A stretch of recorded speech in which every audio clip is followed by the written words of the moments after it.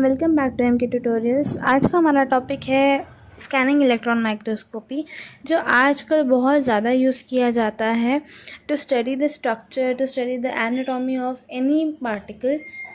So in this video we are going to learn about the instrumentation, how the sample is prepared to observe under the microscope and its application. Video start करने से पहले मेरी आपसे एक request है कि आप अगर मेरा वीडियो देखते हो, आपको वीडियो पसंद आता है तो प्लीज़ वीडियो को शेयर और सब्सक्राइब करो, क्योंकि मैं वीडियो बनाने में बहुत ज़्यादा मेहनत लगती है, उसको एडिट करने में बहुत ज़्यादा मेहनत लगती है. So I hope you understand. Okay, now let us start with the video. So scanning electron microscope is basically एक ऐसी टेक्निक जिसे हम हाई रेजोल्यूशन इमेजेस ले सकते हैं, देख सकते हैं, एंड जो भी सैम्पल हमको दिया गया है उसका जो सरफेस होता है उसका डिटेल्ड इन्फॉर्मेशन हम स्टडी कर सकते हैं.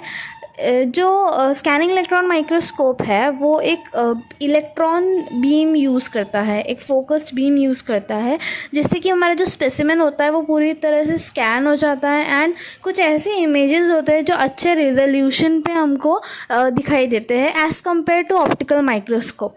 सो the resolution of some instruments can range from less than 1 nanometer up to several nanometers. So let us start with the instrumentation of scanning microscopy. So basically there are different parts of scanning electron microscope, जिसमें सबसे पहला part है electron gun, जो कि एक electron beam produce करता है using a cathode source. जैसे कि ये कैथोड सोर्स जो है वो टंगस्टन फिलामेंट हो सकता है या और कोई मटेरियल हो सकता है. तो ये जो फिलामेंट है इसको हीट किया जाता है at high temperature to emit electrons. Second part is condenser and objective lenses. तो ये जो कंडेंसर और ऑब्जेक्टिव लेंसेज होते हैं इनका काम होता है to adjust the diameter of electron beam, जिसकी वजह से होगा क्या कि ये जो कंडेंसर है ये बीम को थोड़ा सा स्ट्रेंथन करेंगे और ऑब्जेक्टिव लेंस जो है वो स्पेसिमेन पे फोकस करने के लिए हेल्प करेंगे. Thirdly specimen stage. तो स्पेसिमेन स्टेज जो होता है वो एक ऐसा सरफेस होता है जो जहाँ पर हम लोग स्पेसिमेन को रखते हैं with support the specimen and allow it to move. Either it may move vertically, either it may move horizontally or rotationally.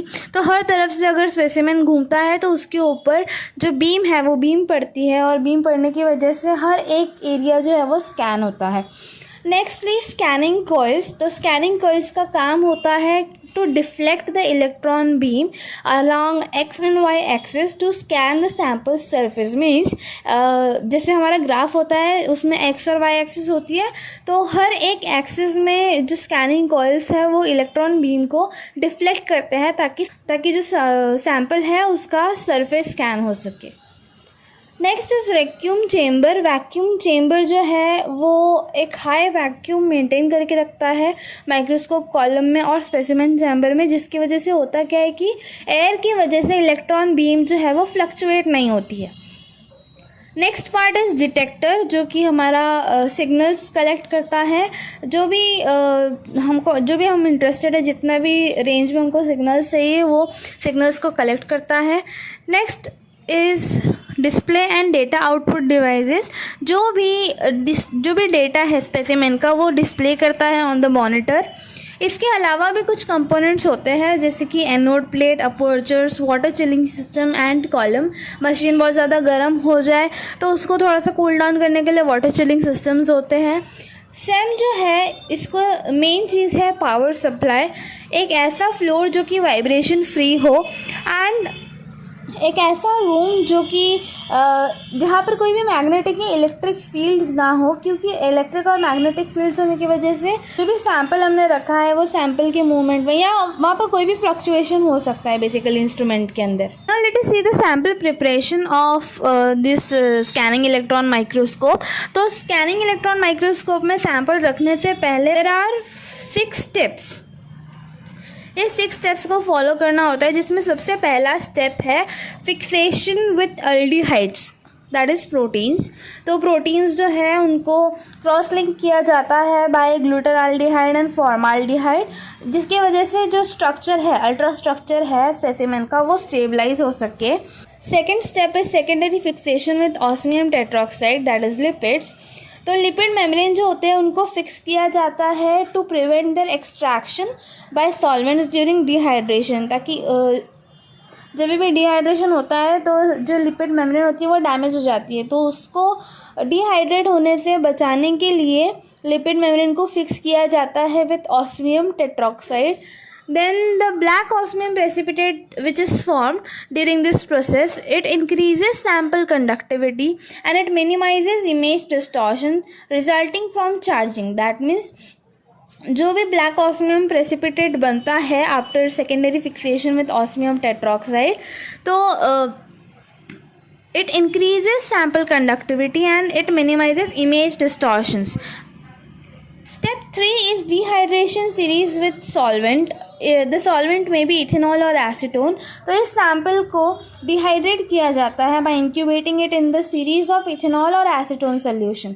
Solvent concentration जो होता है उसको इंक्रीज किया जाता है ग्रेजुअली, तो जितना भी वाटर प्रेजेंट होगा स्पेसिमेन के अंदर वो सारा जो वाटर है वो निकल जाएगा विदाउट कॉजिंग स्पेसिमेन श्रिंकेज. मतलब यहाँ पर मेरा जो स्पेसिमेन है वो श्रिंक नहीं होगा क्योंकि हमने उसको ऑलरेडी सेकेंडरी फिक्सेशन किया हुआ था with osmium tetroxide.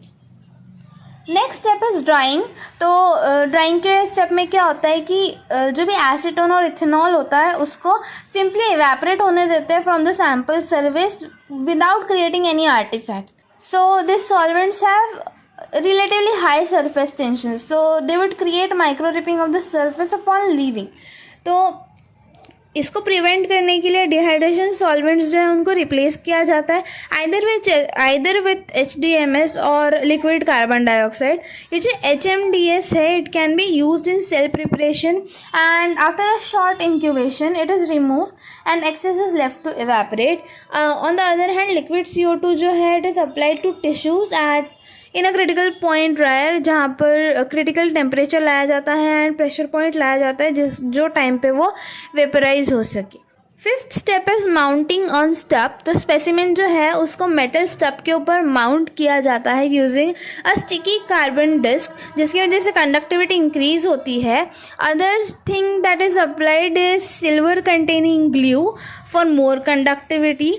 Sixth step है sputter coating with conductive material. तो चार्ज बिल्डअप ना हो सरफेस के ऊपर इसीलिए उसको कोट किया जाता है विथ कंडक्टिव मटेरियल. तो मोस्ट कॉमनली गोल्ड प्लेटिंग की जाती है. Now this metal is applied in a controlled manner in a sputter coater. It is critical that the coating is thick enough. तो प्रॉपर थिक कोटिंग की जाती है to prevent charging. Coating जो है वो अराउंड 10 नैनोमीटर की होनी चाहिए, और लेकिन उससे ज़्यादा नहीं होनी चाहिए क्योंकि हमको फिर प्रॉपर सरफेस डिटेल्स नहीं मिलेगी. Let us study the principle of this scanning electron microscopy. तो सैम्पल प्रिपरेशन जब होता है तो मेरे स्पेसिमेन को गोल्ड या पैलेडियम कोटिंग की जाती है, और जैसे ही इलेक्ट्रॉन्स जो है वो उस सरफेस के कॉन्टैक्ट में आते हैं तो when electron comes in contact with surface of the specimen it emit electrons and जितने भी इलेक्ट्रॉन्स हैं वो इलेक्ट्रॉन्स आकर पहले कंडेंसर लेंसेज जो है वो उसको शॉर्टन करेंगे अपर्चर के थ्रू, स्कैनिंग कॉइल के थ्रू, फिर वो सैम्पल के ऊपर पड़ेंगे.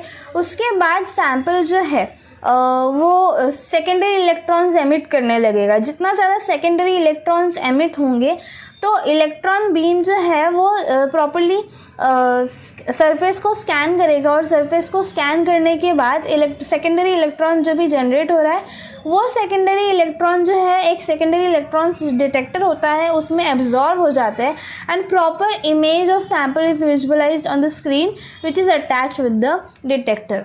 सो एक छोटा सा प्रिंसिपल है. So the principle is first sample is prepared, after that machine को ऑन किया जाता है. मशीन को ऑन करने के बाद जो टंगस्टन फिलामेंट है वो tungsten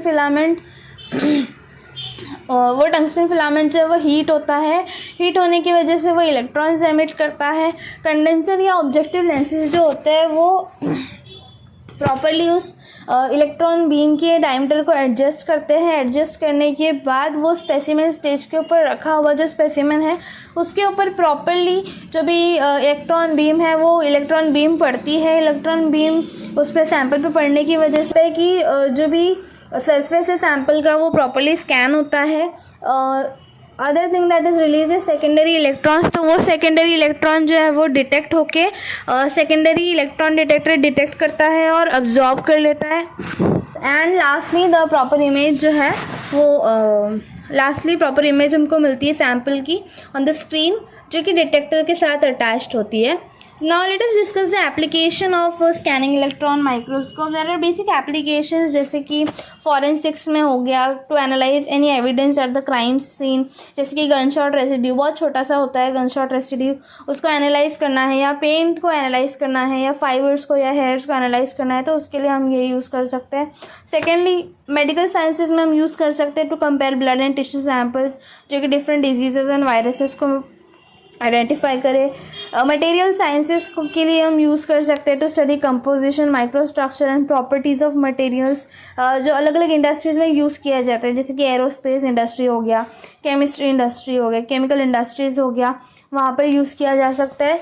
nextly we can identify differences in soil and rock samples, basically in geology. Electronics में यूज़ किया जा सकता है to develop new microchips and to develop new fabrications. So this was all about scanning electron microscope.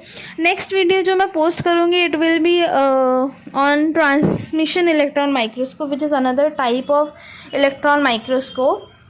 I hope you have understood the video. अगर video समझ में आया होगा तो वीडियो लाइक करो, शेयर करो एंड सबसे शेयर करो, क्योंकि ऐसा हो गया है कि वीडियोस हम देखते हैं बट लाइक एंड शेयर नहीं कर रहे, तो प्लीज़ वीडियोस को लाइक एंड शेयर करो।